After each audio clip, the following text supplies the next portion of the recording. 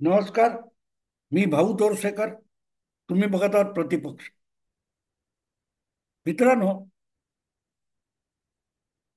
दिशा सालियन आणि सुशांत सिंग राजपूत हे प्रकरण आता परत एकदा बाटलीतून भूत बाहेर पडावं तसं बाहेर आलेलं आहे. आणि यावेळेला विषय सगळा सोपा नाहीये. विषय सगळा सोपा नाहीये. मी यावर एक व्हिडिओ केलेला आहे. पण त्यानंतर मी अर्णब गोस्वामीचा एक व्हिडिओ बघितला. या दोन दिवसातच या दोन दिवसातच रिपब्लिक चॅनेल वर अर्णबने दिशा सालियनचे वडील आणि हा विषय हायकोर्टात घेऊन गेलं वर्ष दीड वर्ष चिकाटीने लढणारे निलेश ओझा या दोघांची एक संयुक्त मुलाखत घेतली. आणि तुम्हाला आठवत असेल तर हा पहिला लॉकडाऊन चालू असतानाच्या काळातला विषय आहे. आणि त्यावेळेला सगळी पळापळ चालू असताना सुद्धा अत्यंत चिकाटीने अक्षरशः लढाई सुरू असावी तसं युद्ध पातळीवर रिपब्लिकन चॅनेल आणि रिपब्लिकन नेटवर्क यांनीच हा दिशा सालियन आणि काय तो सुशांत सिंग राजपूत हा विषय चिकाटीने लावून धरलेला होता. उद्धव ठाकरे मुख्यमंत्री होते. यात आरोपी दाखवलेले आदित्य ठाकरे त्यामध्ये मंत्री होते सरकारमध्ये. सगळी प्रशासन यंत्रणा यांच्या हातात होती. आणि त्या प्रशासन यंत्रणेला काही समांतर घडू नये म्हणून विनाविलंब सीबीआयला सुद्धा महाराष्ट्रात तपास काम करण्याला प्रतिबंध घालणारा फतवा मुख्यमंत्री उद्धव ठाकरे यांनी काढला होता. स्वातंत्र्योत्तर काळामध्ये मला वाटतं महाराष्ट्राने पहिल्यांदाच सीबीआय किंवा केंद्रीय तपास यंत्रणेला महाराष्ट्रात परवानगी घेतल्याशिवाय प्रवेश नाही असा पवित्रा घेतला होता. ते सगळं प्रकरण काय होतं आठवतं तुम्हाला? सुशांत सिंगच्या पित्याने पाटण्याला जाऊन झिरो एफ-आय-आर रजिस्टर केलं. कारण इथे त्याची दखल घेतली जाणार नाही याची त्यांना खात्री होती. पाटण्यात झिरो काय तो एफ-आय-आर दाखल झाल्यानंतर जेव्हा पाटण्याचे काही पोलीस अधिकारी मुंबईत तपासाच्या दृष्टीने हालचाल करायला आले तेव्हा त्यांना उचलून क्वारंटाईनमध्ये टाकलं होतं आणि नंतर उलट्या विमानात बसून पाठवून दिलेलं.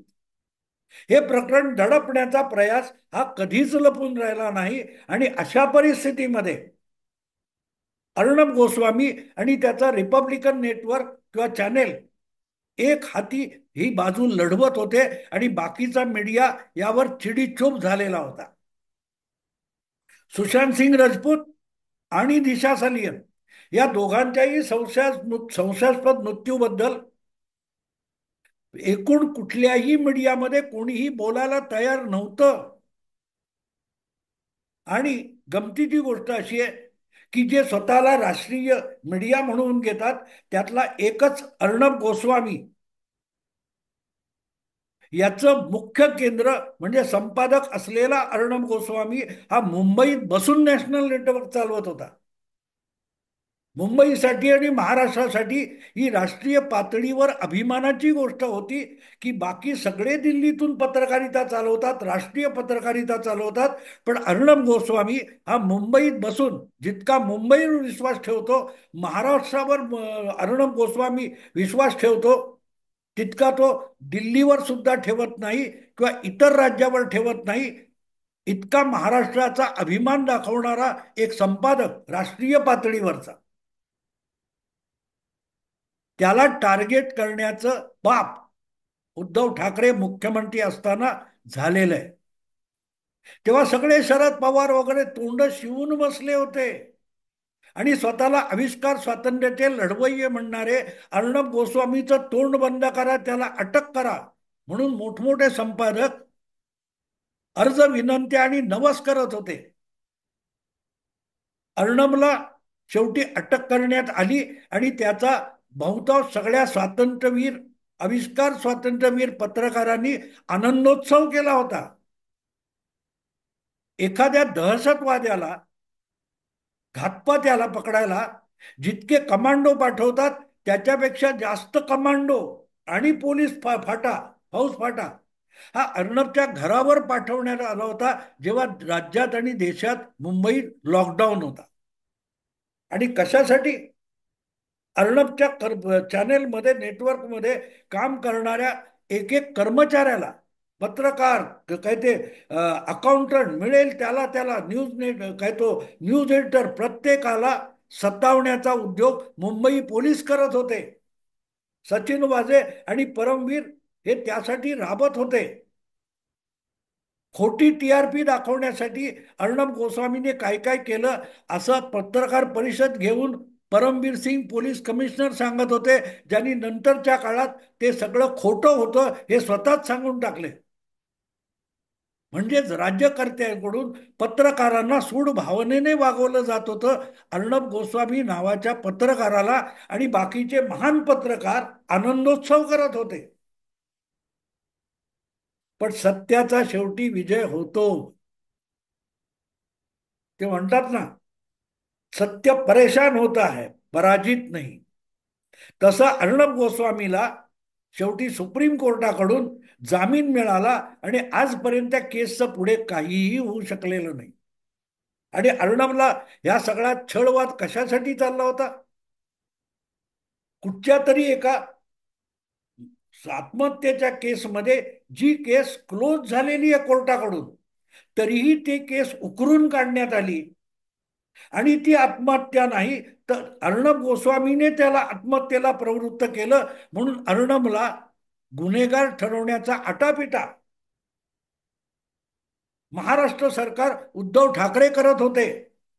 अर्णबला कधीतरी अडकवायचंय, त्यासाठी शिवसेनेचा मुख्यमंत्री करायचं असा शब्द उद्धव ठाकरेंनी आपल्या पित्याला शेवटच्या क्षणी दिला होता का? की अर्णब गोस्वामी नावाच्या संपादकाला मी शिवसेनेचा मुख्यमंत्री आणून अटकेत टाकून दाखवीन, यासाठी उद्धव ठाकरेंना मुख्यमंत्री पद पाहिजे होतं. उद्धव ठाकरेंनी 2.5 वर्ष मुख्यमंत्री पद उपभोगताना आणि गाजवताना केलेलं सगळ्यात मोठं काम काय असेल तर अर्णब गोस्वामीला अटक केली. आणि का केली? तर सुशांत सिंग राजपूत आणि दिशा सालियत यांच्या संशयास्पद मृत्यूला वाचा फोडण्याचं काम अर्णब गोस्वामी करत होता. दडपलं, ठीक आहे. आज त्याच पापाची फळं भोगण्याची वेळ त्यांच्यावरच आलेली आहे. आणि म्हणून अर्णब गोस्वामीने तो जो व्हिडिओ काय तो मुलाखत घेतली आहे दिशा सालियनच्या वडिलांची आणि निलेश ओझा या वकिलाची, ते बघितल्यानंतर मला पहिली आठवण आली ती या सगळ्या घटनाक्रमाची. त्या रिपब्लिक नेटवर्कच्या ऑफिसमधला आणि स्टुडिओमध्ये सॅनिटरी पेपर कुठचे आणले, बाथरूमची कडीची किंमत काय, हे सगळे अकाउंट मुंबईचे पोलीस तपासत होते, क्राईम ब्रँच तपासत होते. त्यासाठी दररोजच्या रोज 15-20 रिपब्लिकनच्या कर्मचाऱ्यांना, पत्रकारांना जबानी द्यायला बोलवलं जात होतं. हे सगळं कशासाठी चाललं होतं? अर्णबने असं काय घोडं मारलं होतं?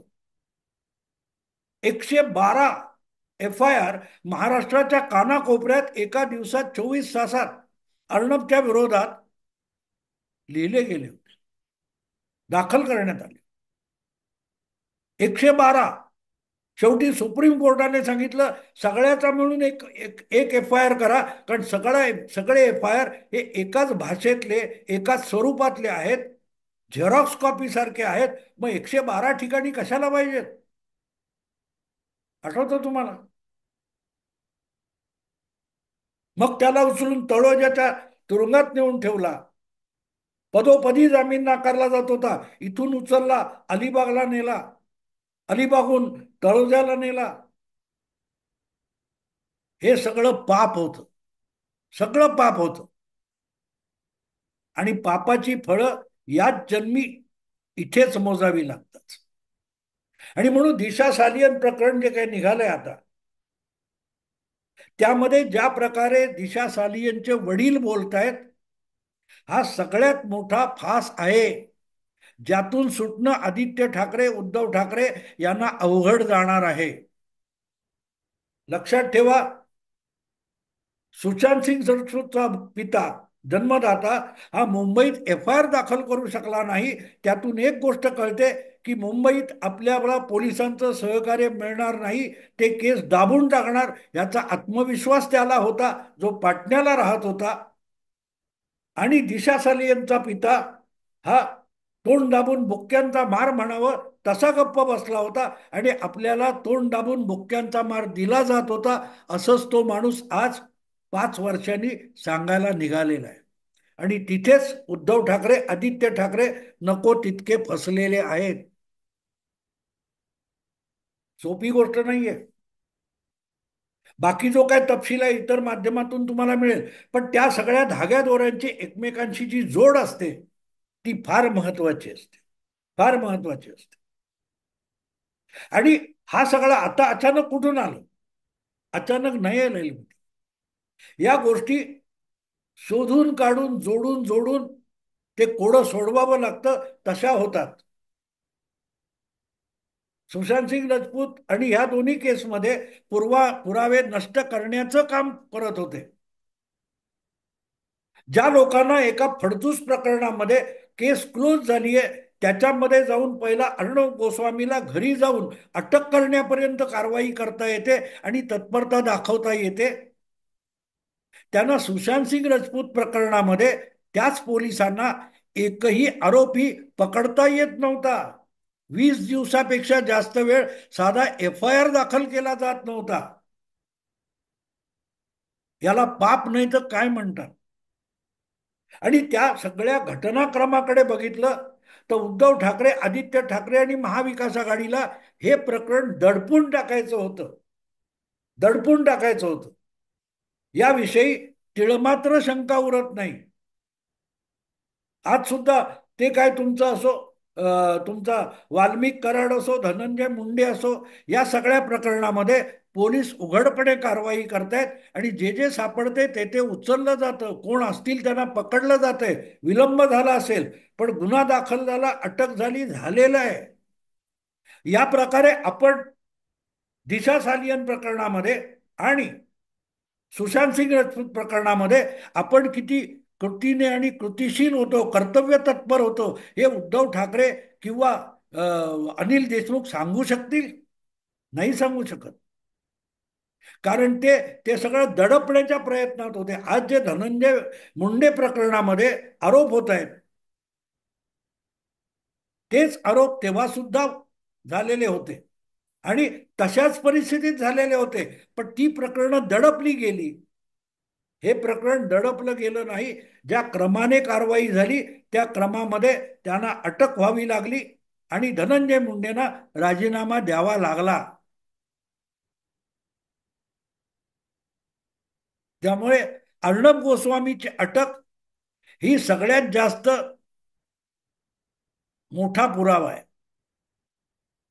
ठाकरे पिता पुत्र किती भयभीत झाले होते आणि त्यातूनच मग असल्या आक्रस्ताळी कारवाया होतात. प्रकरण दडपण्यासाठी आटापिटा केला जातो आणि सगळ्या व्यवस्था ज्या असतात त्या सगळ्याच्या सगळ्या पणाला लावल्या जातात. अशा प्रकरणांचा तपास करायला, कुठल्याही प्रकरणांचा तपास करायला सचिन वाजेसारखा गुन्हेगार प्रवृत्तीचा माणूस पोलीस खात्यात आणला गेला. योगायोग समजू नका मित्रांनो.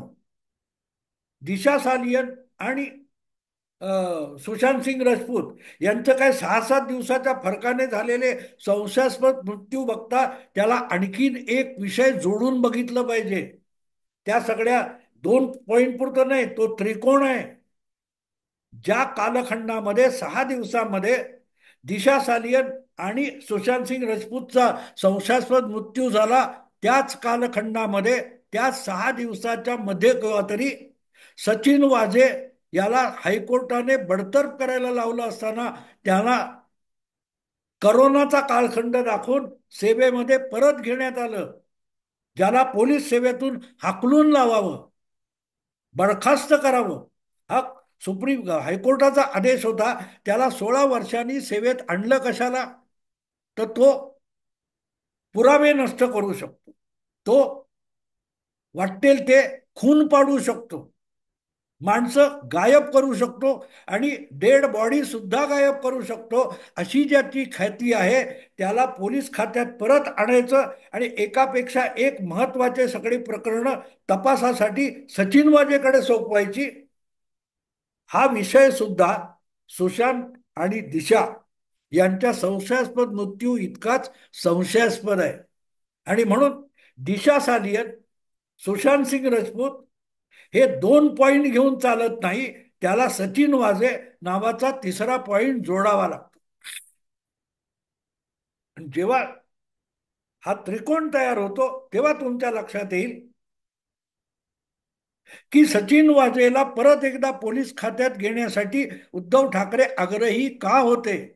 आधीच्या 5 वर्षामध्ये देवेंद्र फडणवीस मुख्यमंत्री आणि गृहमंत्री असताना सचिन वाझेला परत पोलीस खात्यात घेण्यासाठी आपल्यावर उद्धव ठाकरे दबाव आणत होते, हे देवेंद्र फडणवीसांनी वारंवार सांगितलेलं आहे. आणि नेमक्या या दोन प्रकरणामध्ये सचिन वाझे किती उपयुक्त ठरला हे जर तुम्ही लक्षात घेतलं तर मग मी सांगतो तो त्रिकोण काय आहे ते तुमच्या लक्षात येईल. आणि मग तो जो त्रिकोण आहे त्या तिढ्यातून आदित्य ठाकरे आणि उद्धव ठाकरे दोघांनाही निसटणं किती अशक्य आहे हे आपोआप लक्षात येईल. 5 वर्षात पुरावे नष्ट केले, सगळे पुरावे नाही, गुन्हा आपल्या पाऊल खुणा ठेवून जातो असं म्हणतात, कदाचित वर्षानुवर्ष जातात, पण शेवटी काहीतरी एक गोष्ट मिळतो, त्या सुतावरून स्वर्ग गाठणं शक्य होत असतं, म्हणूनच सुतावरून स्वर्ग असं म्हणतात. इथे सुद्धा ज्या प्रकारे दिशा सालियनचे वडील जन्मदाते आता मैदानात आलेत ते बघितलं तर हा विषय नजीकच्या काळात फार मोठं रौद्ररूप धारण करणार हे लक्षात घेणं आवश्यक आहे. आणि मी हे अगत्याने परत परत का सांगतोय की मला आठवतं प्रतिपक्ष सुरू केल्यानंतर मी आरंभापासून म्हणत होतो की त्या अर्णब गोस्वामीकडे उद्धव ठाकरे आणि महाविकास आघाडीच्या सरकारने दुर्लक्ष करावं. त्याच्या वाटेला जाल तर तुम्ही स्वतःला खड्ड्यात पाडून घ्याल, हे मी अगदी सुरुवातीला पहिल्या 2 महिन्यातच प्रतिपक्ष सुरू केल्यापासून सातत्याने सांगत आलो. पण यांनी अर्णब गोस्वामीला अटक करून पराक्रम करून दाखवला आणि आता स्वतः गोत्यात आले. अर्णब गोस्वामीचं काहीही वाकडं झालेलं नाही. तो महाराष्ट्रात आपल्याला त्रास दिला जाईल म्हणून दिल्लीला निघून गेला, दिल्लीत बसून पत्रकारिता चालवतोय. त्याच्याबरोबर त्यांनी आणखीन 2-3 चॅनेल सुरू केलं, त्याच्या नेटवर्कचा प्रचंड विस्तार झालाय, त्याचं काही नुकसान झालेलं नाही. पण उद्धव ठाकरे आणि आदित्य ठाकरे या पिता पुत्रांना तोंड दाखवायला आता जागा उरणार नाहीये, जागा उरणार. जितके ते छटपटाट करतील, धडपड करतील, सुटायचा प्रयत्न करतील, तितके स्वतःला अधिक अडचणीत आणतील. हे काळ्या दगडावरची रेघ आहे, काळ्या दगडावरची रेघ आहे. आणि याची सुरुवात अर्णब गोस्वामीला अटक करण्यापासून झाली. आणि मला आठवतं त्या माझ्या एप्रिल 2020च्या पहिल्या महिन्यात व्हिडिओ आहे, अर्णब नावाचा सापळा. अर्णब आणि त्याने जी आक्रमकता चालवलेली होती तो सापळा होता, त्यात अडकू नका हेच मी सांगत होतो. लक्षात ठेवा, शिकार होते तेव्हा सापळ्यात अडकलेला फसतो, जखमी होतो, जायबंदी होतो. सापळा मोडकळीला येत नाही, सापळा सुरक्षित आहे. आणि अडकलेत उद्धव आणि आदित्य हे पिता पुत्र. बघू मित्रांनो काय होतं. अर्णबच्या अटकेची पाप आणि त्याची फळं कसे हे लोक चाकतात हे आपल्याला नजीकच्या काळात दिसेल. मी आता इथेच थांबतो. आवडलं लाईक करा, शेअर करा आणि प्रतिपक्षाला सबस्क्राईब करा. नमस्कार.